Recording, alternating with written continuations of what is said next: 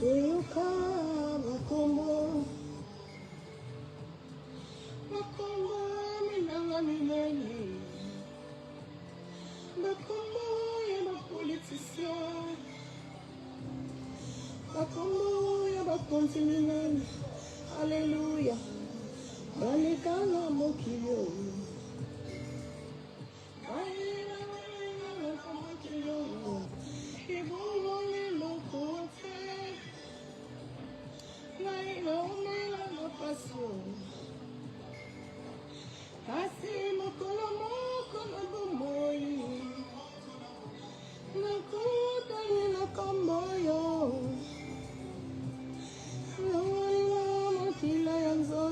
Hallelujah. Hello, wala soni. Yesu, Yesu, Yesu, Yesu, tutu ya libota, kombo na yo Yesu, kombo na Yesu, kombo mwanene, kombo na mwana, kombo nelonga.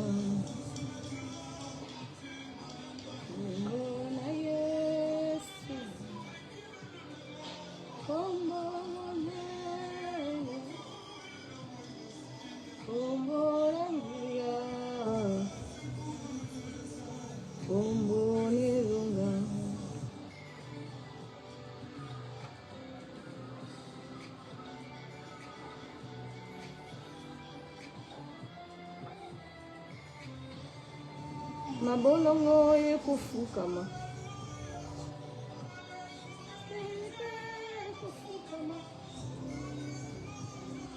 Mabolongo ekufukama. Basumi ekufukama. Boni ekufukama.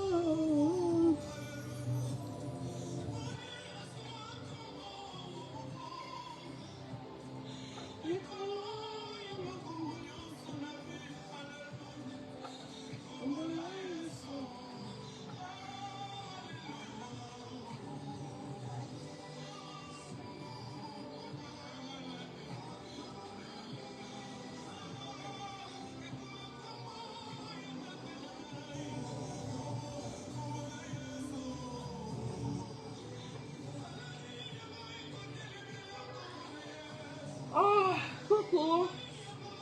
Famille Ligota, bonjour. Bonsoir, ça dépend de l'heure. Bon, t'as une vidéo là. Bon, là, live là, plutôt. Coucou, bonjour, bonjour. Hey, Bolimbi Sanga, vraiment. Et comment on entend maquillage petit? On entend maquillage petit. On entend maquillage petit, va non, bon, bah là. Nicolas lance maquillage te.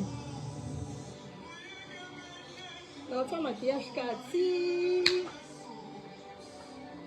Tilinda Obala, Anaïsa Obala, Maria Bali, Amina lance maquillage. Lance maquillage ti Marina Obala, Ziza Obala, Yamilo.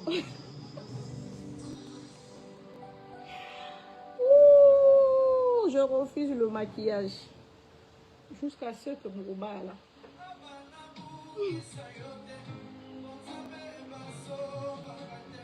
Bon. Les amis, je vous aime beaucoup. Nous avons ma petite bonne santé. C'est une grâce. Bon. Juste à vous faire un petit coucou.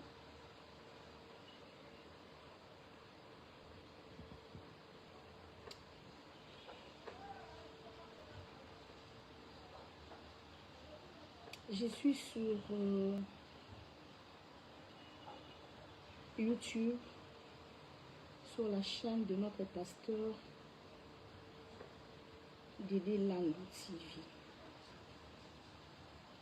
Midi en prière. Les amis, s'il est 12 heures, partout où tu seras, au bureau, au marché, à la maison, midi en prière. On les a heure stratégique. Ma heure stratégique pour la prière, 12 heures, midi en prière. Hein? Dédé TV, Dédé Lambi TV.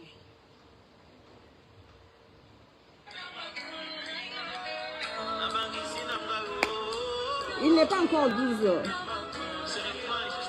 Mais là, quand il s'habille, on va heure stratégique, la vie c'est pour la prière. Parmi la heure stratégique, la vie c'est la prière, 12 heures. Et on va faire au midi en prière.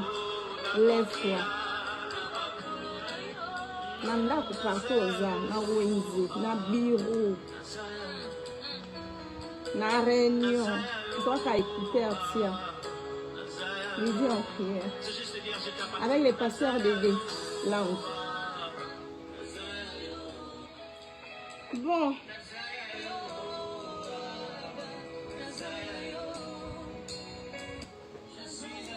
Jésus. Coucou. Oh, bonjour, merci. Ah, merci beaucoup. Oh, merci beaucoup. Merci. Nos cœurs sont à toi. Je vois qu'on devient un peu précis maintenant. Prends le nom de quelqu'un, un homme, une femme, un frère, une soeur, quelqu'un que tu connais. Bon. La famille, je vous aime beaucoup. Je dois vous laisser. J'ai un petit cours à faire. Midi en prière. Retenez ça. Midi en prière.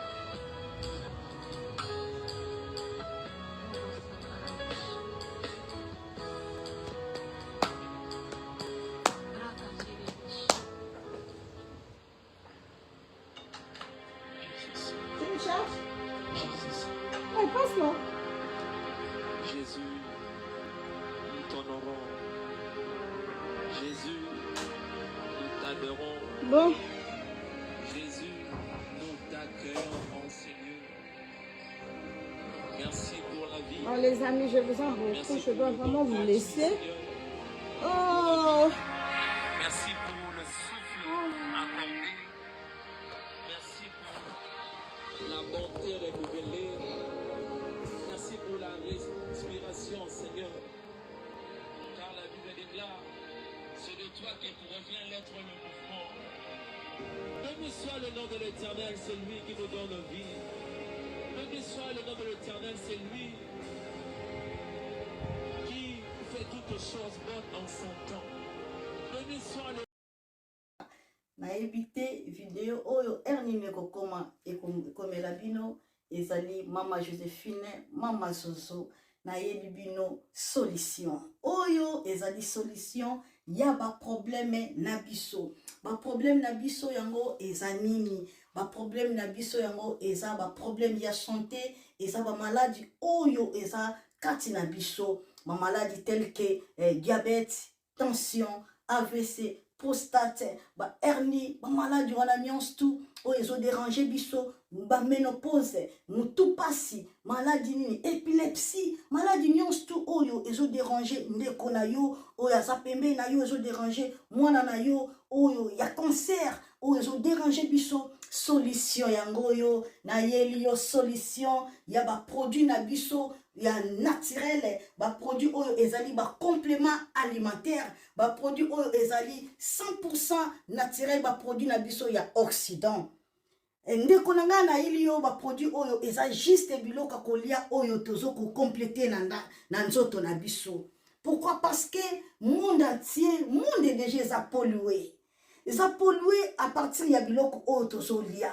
Biloko tozo lia yango ezo détruire ba santé na biso. Pourquoi? Parce que biloko tozo lia bazo travailler yango na ba produits chimiques. Biloko tozo lia bazo tia yango ba poison. Biloko tozo lia bazo tia yango même ba hormone. Yango wana compagnie ya aloe vera product bakanisi li peuple na bango partout dans le monde entier, na plus de 160 pays, balobi non, tika tokanisi la peuple na biso pona bien-être na bango et pona santé na bango ezala malamu. Yango wana ba produit na biso yango yo eza wana pona kosunga biso na ba santé. Atika na ebisa yo bien fait ya produit na biso aloe vera gel. Produit oyo okoko sanga yango na ndaku na yo te. Yo oza na problème ya insomnie, olala kate produit oyo eza somnifère. Ezo pesa yo pongi. Yo oyo oza na nzoto makasi te, produit oyo eza tonique. Eza wana po pesa yo nzoto makasi. Yo oyo oza na ba toxine na nzoto na yo,